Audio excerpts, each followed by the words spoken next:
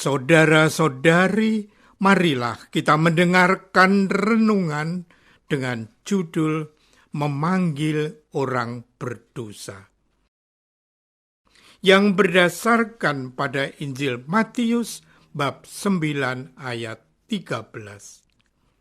Yesus berkata, "Jadi pergilah dan pelajarilah arti firman ini. Yang ku kehendaki ialah belas kasihan dan bukan persembahan. Karena aku datang bukan untuk memanggil orang benar, melainkan orang berdosa." Dalam nama Bapa dan Putra dan Roh Kudus. Amin. Saudara-saudari terkasih, dalam nama Tuhan Yesus Kristus. Ketika itu, Yesus melihat seorang yang bernama Matius duduk di rumah cukai. Lalu ia berkata kepadanya, "Ikutlah aku." Maka berdirilah Matius lalu mengikut dia. Matius pemungut cukai mengikut Yesus.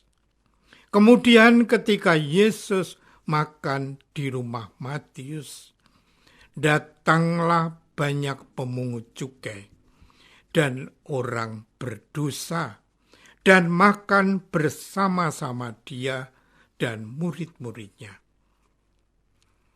Pada waktu orang Farisi melihat hal itu, berkatalah mereka kepada murid-murid Yesus, "Mengapa gurumu makan bersama-sama dengan pemungut cukai dan orang berdosa?" Yesus mendengarnya dan berkata, "Bukan orang sehat yang memerlukan tabib, tetapi orang sakit. Jadi pergilah dan pelajarilah arti firman ini. Yang ku kehendaki ialah belas kasihan dan bukan persembahan.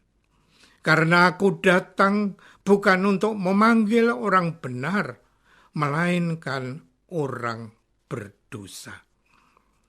Yesus meminta agar kita mempelajari arti firman ini. Saudara-saudari terkasih, hari ini Yesus mengingatkan kita bahwa yang ia kehendaki ialah belas kasihan, bukan persembahan. Karena aku datang bukan untuk memanggil orang benar, melainkan orang berdosa. Hal ini Yesus tunjukkan pada saat ia memanggil Matius.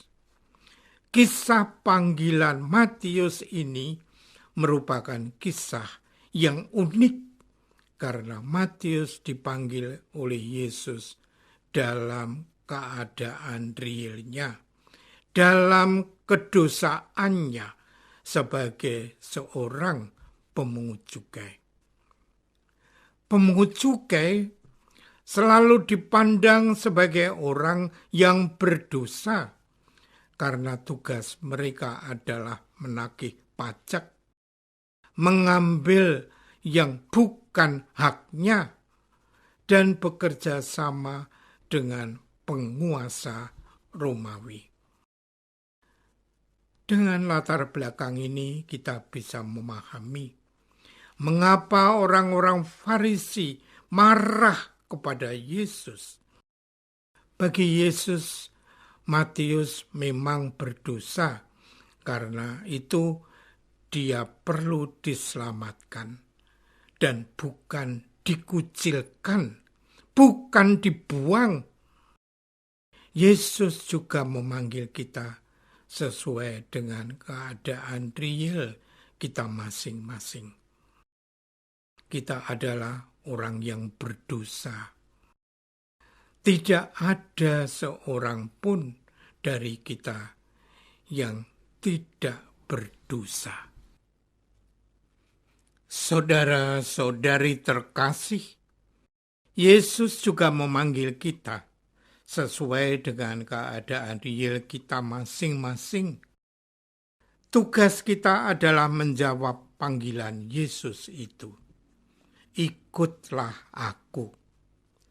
Bagaimana kita menjawabnya dan menanggapi panggilan dan ajakan Yesus itu? Hendaknya sebagaimana dilakukan oleh Matius, mengikuti Yesus. Kita yakin dan percaya bahwa Tuhan memanggil kita dalam keadaan kedosaan kita. Kita akan berbuah rahmat, keselamatan yang berlimpah jika kita bertobat dan mengikuti Yesus. Tuhan Yesus menghendaki agar kita bukan saja mencari makanan jasmani, tetapi juga makanan rohani, supaya kita dapat mendengarkan sabda Allah.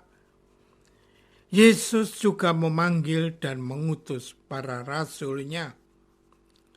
Matius dipanggil dari pemungut cukai menjadi penjala manusia. Dari bekerja mengurus uang, berpindah mengurus manusia.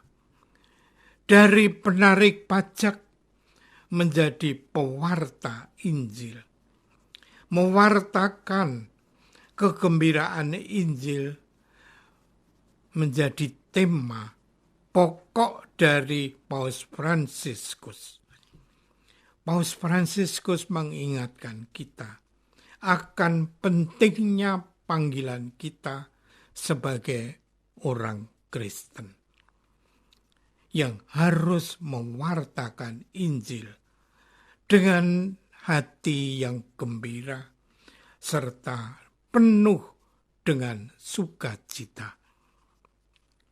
Saudara-saudari terkasih, Yesus memanggil Matius apapun keadaannya, siapapun dirinya, seperti apapun keberadaannya. Yesus melihat dia, mengajak dia, meminta dia ikut dengannya. Yesus menaruh harapan. Yesus mempunyai mimpi dari Matius. Itulah awal Matius bergabung dengan Yesus, menjadi murid dan pengikutnya. Dari dirinya, Matius itu pemungut cukai, pendosa. Yesus adalah imam suci, nabi yang penuh kuasa. Yesus hatinya penuh belas kasih. Seperti Yesus, kita juga boleh memanggil, mengajak orang untuk datang kepada Yesus. Kelemahan seseorang bukan alasan untuk dijauhi, untuk dinista ataupun ditolak. Sikap positif, penuh kasih itulah yang membuka jalan pengharapan dan jalan hidup baru. Seperti orang Farisi, kita menjadi penghalang orang yang mau datang kepada Yesus untuk bertobat dan kembali ke gereja. Mari kita ajak mereka yang kurang aktif agar hidup menggereja kembali. Apakah kita menyadari bahwa kita ini orang berdosa? Kita sangat memerlukan belas kasih dan pengampunan Yesus. Marilah kita berdoa. Tuhan Yesus, seperti setiap pendosa, kami hanya bisa hidup aman serta damai bila mana hidup oleh pengampunan dan belas kasih-Mu. Hati Yesus yang Maha Kudus, ajarilah kami bahasa cinta kasih dan belas kasih-Mu, agar kami makin mampu mencintai sesama kami, ya Yesus. Doa ini kami persembahkan dalam nama-Mu yang kudus, Tuhan dan pengantara kami. Amin.